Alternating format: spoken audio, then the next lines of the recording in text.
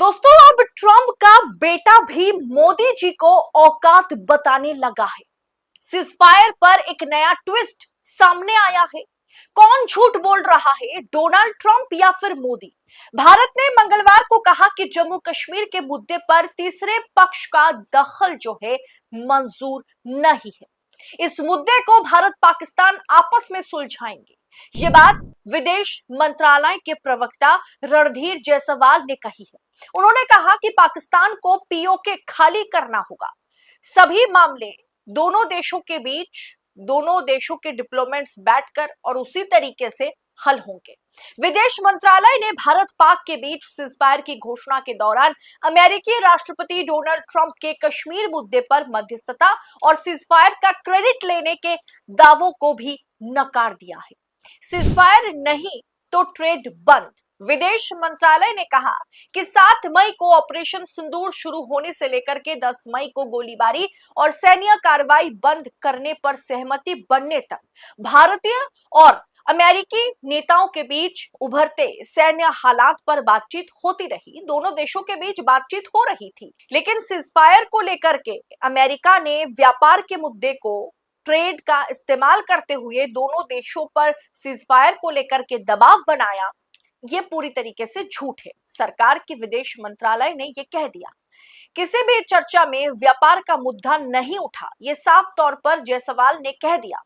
Donald Trump ने क्या कहा था कि अमेरिकी राष्ट्रपति ने 12 मई को दावा किया था कि उन्होंने दोनों देशों के नेताओं से कहा है कि अगर वे युद्ध विराम पर सहमति नहीं होते हैं तो अमेरिका उन्हें व्यापार में मदद नहीं करेगा। अगर नहीं मानते हैं, मतलब सीजफायर के लिए अगर दोनों देश राजी नहीं होता है तो उनके साथ कोई ट्रेड अमेरिका नहीं करेगा। इसके बाद दोनों देश सीजफायर पर सहमत हो जाते हैं। अब विदेश मंत्रालय के प्रेस कॉन्फ्रेंस के बाद भी डोनाल्ड ट्रंप उसी बात पर अड़े हुए हैं, उसी बात पर अटके हुए हैं कि ट्रेड की धमकी देकर के मैंने पाकिस्तान और भारत के बीच सीजफायर करवाया है।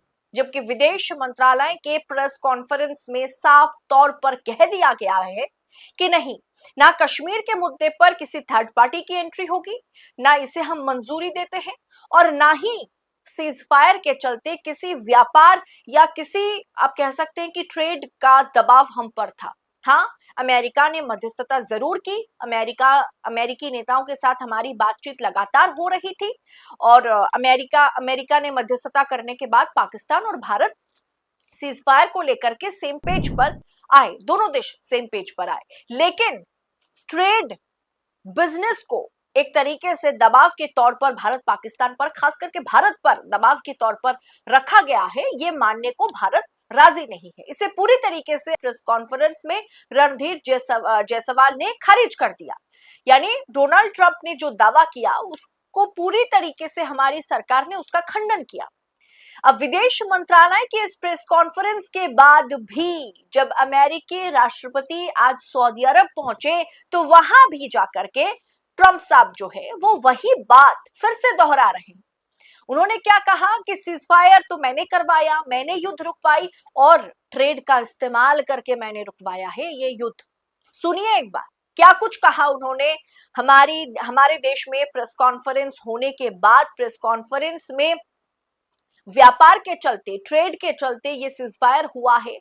ये दावा ट्रंप करने के बाद आज हमारे विदेश मंत्रालय ने जो दावा किया, जिस तरीके से इस बात का खंडन किया, उसके बाद ट्रंप साहब ने सऊदी अरब में जाकर के क्या कुछ कहा सबके सामने, वो एक बार आप खुद सुन लीजिए। To be a unifier, I don't like war. We have the greatest military, by the way, in the history of the world. You know, I rebuilt our military in my first 4 years and rebuilt it into the most powerful military there is. And you saw that when I knocked out ISIS in 3 weeks. People said it would take 4 years, 5 years. I did it. We did it in 3 weeks.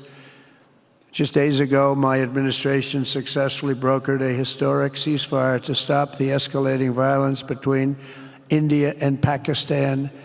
And I used trade to a large extent to do it. I said, fellas, come on, let's make a deal. Let's do some trading. Let's not trade nuclear missiles. Let's trade the things that you make so beautifully. And they both have very powerful leaders, very strong leaders, good leaders, smart leaders. And it all stopped. Hopefully it'll remain that way, but it all stopped. I was very proud of Marco Rubio and all of the people that worked so hard. Marco, stand up. What a great job you did on that. Thank you, J.D. Vance, Marco. The whole group worked with you, but it was a great job.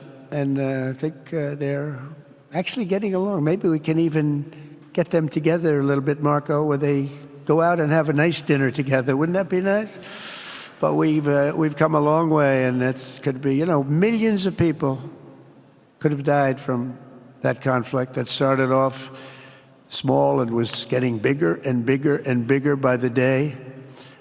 I've also been working relentlessly to end the terrible bloodshed between Russia and Ukraine, and very importantly, दोस्तों, Trump यहां भी नहीं रुके, Trump के बेटे भी इसमें शामिल हो गए। इसमें जब जूनियर ट्रंप यानी डोनाल्ड ट्रंप का बेटा अब कूद गया है। भारत पाकिस्तान के बीच हुए सीजफायर का क्रेडिट मेरे पिता को, डोनाल्ड ट्रंप को मिलना चाहिए। अमेरिका की वजह से दुनिया सुरक्षित है, ये जूनियर ट्रंप कहते हुए नजर आ रहे हैं। वो कह रहे हैं कि दोनों देशों के बीच में जो सीजफायर हुआ है उसका क्रेडिट मेरे पिता डोनाल्ड ट्रंप को मिलना चाहिए। जरा सोचिए, सवाल उठेगा कि आखिर सच बोल कौन रहा है, झूठ कौन बोल रहा है?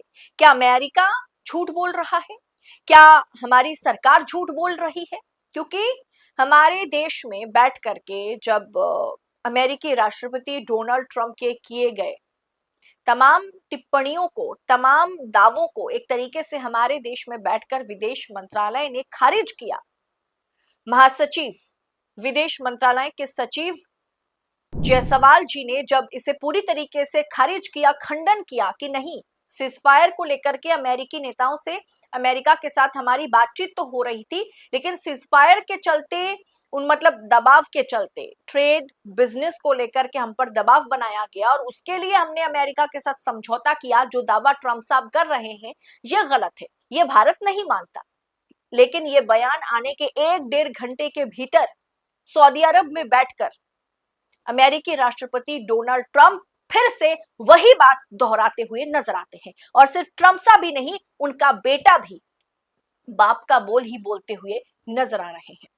फिलहाल दोस्तों, इस पूरे विषय पर आपकी राय क्या है? आपको क्या लगता है, ट्रंप पूरी दुनिया के आगे इस तरीके से भारत को नीचा दिखा करके झूठ बोल रहा है, या फिर हमारी सरकार हमसे कुछ छिपा रही है?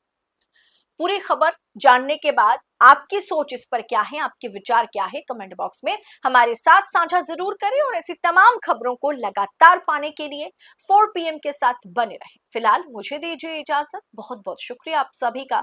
जय हिंद, जय भारत।